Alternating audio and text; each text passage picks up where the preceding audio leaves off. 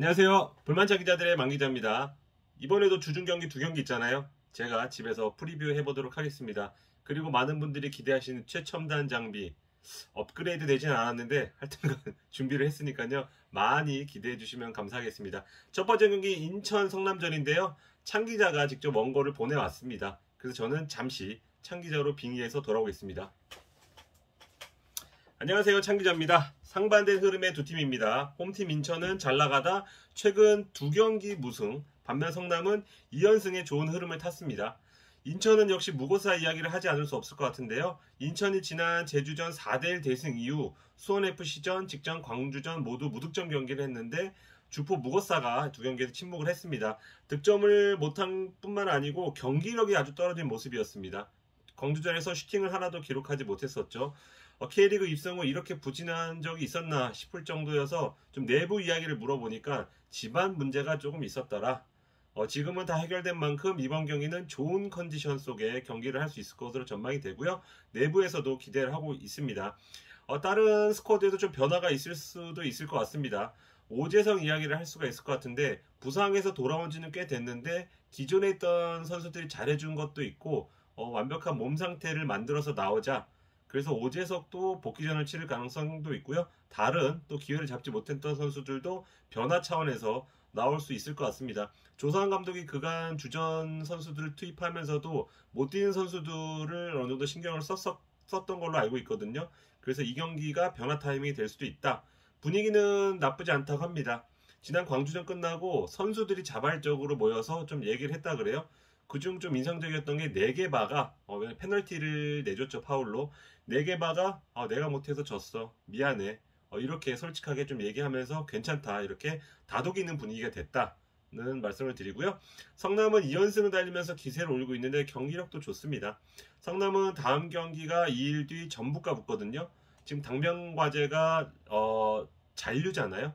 그런 만큼 인천전에 총력을 기울일 수밖에 없고 전북전은 조금 로테이션을 돌릴 수도 있다. 이렇게 고민을 하는 것 같습니다. 대단히 현실적인 선택으로 좀 보여지는데요. 라인업은 지난 수원 삼성전과 동일하게 나설 것으로 예상이 됩니다. 지금 김민혁이 부상을 당했고 박용지도 수원전에서 발목을 다쳤다고 하더라고요. 박용지가 지금 폼이 올라오는 상황이었기 때문에 내부적으로는 좀 안타까워하는 분위기가 있다. 말씀을 드리고요. 일단 공격을 보면 정석화가 이번에 여름에 영입됐죠. 컨디션이 올라오고 있기 때문에 정석화의 돌파나 번뜩임을 조금 더 극대화시킬 수 있는 쪽에 초점을 맞추고 있습니다. 어차피 뮬리치가 박스에 머무르는 스타일이 아니고 2선의 자리에 있지만 둘이 같이 달리면 속도를 높일 수 있는 전술로 인천을 공략할 수 있다. 왜냐하면 인천의 백스리가 높이는 좋지만 속도가 다소 떨어져서 뒷공간에 좀 문제를 보일 때가 있거든요. 그 점을 파고들 것 같고요. 허리는 이규성의 컨디션이 많이 올라온 상태고 수비는 지금 백스리는 리그 최정상급이라고 평가할 수 있습니다. 다만 성남은 여러 차례 말씀드리지만 그냥 격리만 한 게 아니고 코로나에 감염돼서 홈트도 제대로 하지 못한 선수들도 많습니다.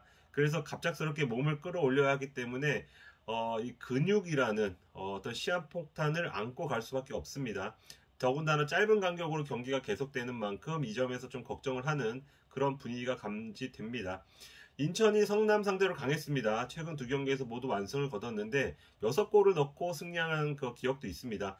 그런데 홈에서는 2011년 이후 성남 상대로 11경기째 승리가 없습니다. 그 2011년 경기를 제가 다시 살펴보니까 당시 감독이 인천은 허정무 그리고 성남은 신태용 감독이더라고요. 정말 예전에 한번 이겨보고 성남 상대로 홈에서 승리하지 못한 만큼 인천은 이번에도 징크스를 한번 끊어보겠다 이런 의지로 출전할 것 같습니다. 지켜볼 선수는 아무래도 인천은 무고사 선수가 되겠죠. 지금 7골을 넣고 있는데 경기당 득점 여기서 제가 최첨단 장비 죄송합니다. 까먹을 뻔했습니다. 최첨단 장비를 꺼내겠습니다. 자, 무는 무고사, 뮬은 뮬리치입니다. 무고사는 지금 득점이 7골, 뮬리치가 10골입니다. 뮬리치가 지금 득점 4위를 달릴 정도로 지금 득점은 더 많은데 자 밑에 보시죠. 이 기록이 더 중요한데 유슛 대비 득점입니다. 무고사는 0.47이에요. 그러니까 2개 정도 골문으로 때리면 하나는 들어간다. 엄청난 집중력이죠. 슈팅 수도 적습니다. 무고사는. 반면 뮬리치는 좀 시도를 많이 하는 편이다. 0.26. 한 4개 정도를 골문 안으로 보내면 그 중에 하나가 들어간다. 그 밀리치는 지난 경기에서도 6개를 슈팅을 시도했더라고요. 6개. 수원 삼성전에서. 그만큼 밀리치는 조금 더 많이 시도할 것으로 보이고 무고사는 한 방을 노릴 것이다. 이렇게 두 선수를 좀 비교해 봤고요. 예측을 해보면 창 기자는 성남을 픽했습니다. 올 시즌 흐름이 정말 중요한데 기세면에서는 차이가 조금 난다. 저는 무승부 하겠습니다. 저득점 무승부가 예상이 됩니다. 서울 제주전 키워드는 주민규입니다. 지난 울산전 멀티골을 통해서 득점 선두로 올라설 정도로 주민규가 폼이 좋습니다. 박스 근처에서 공을 잡으면 골을 넣어줄 거란 기대감이 있습니다. 지난 경기에서도 울산전도 보면 잡자마자 때리는 그런 장면도 나왔거든요. 폼이 굉장히 올라왔고 진성욱이 같은 공격수인데 진성욱이 좀 측면으로 빠지면서 주변에서 많이 움직여주면서 기회를 만들더라고요. 이번에도 이 진성욱과 주민규 듀오가 차이를 만들어주길 남길 감독은 바랄 것 같습니다. 반면에 서울로서는 이 루트를 어떻게 차단하느냐를 두고 고민을 할 것 같은데요. 상황에 따라서는 수비 전술도 바꾸고 선수 면면도 좀 바꿀 것 같습니다. 그런데 라인업은 아무래도 바뀔 것 같아요. 지난 전북전 2대3으로 패했었는데 그 경기에서 김원균과 고강민이 부상을 당했습니다. 그래서 이날 경기에 출전을 장담할 수가 없다는 말씀을 드리고 고효한 또는 박정빈을 수비로 내리거나 아니면 체프만 지난 경기 라인업은 그 교체 명단에 들었었죠. 체프만을 깜짝 데뷔시키거나 하는 변화가 예상이 됩니다. 제가 어젯밤에 프리뷰 준비하면서 기록을 좀 찾아봤는데 주민규가 서울전에 득점이 없더라고요. 예, 그래서 이거를 제가 제주 관계자한테도 얘기했더니 놀래더라고요. 왜냐하면 주민규 정도 되면 거의 모든 팀을 상대로 득점을 했을 것 같은데 서울 상대로 득점이 없다. 상주 상무, 울산 현대 그리고 지난해 제주 오면서 총 7번 서울을 상대해서 골을 넣지 못했습니다. 재밌는 게 지난 4월 21일에 제주 홈에서 서울을 상대했는데 제주가 2대1로 승리를 했습니다.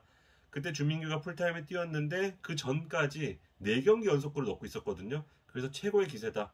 득점왕 이번에 토종 득점왕 나오냐 이런 기사도 나왔었던 것 같은데 이날 득점 행진이 끊겼습니다.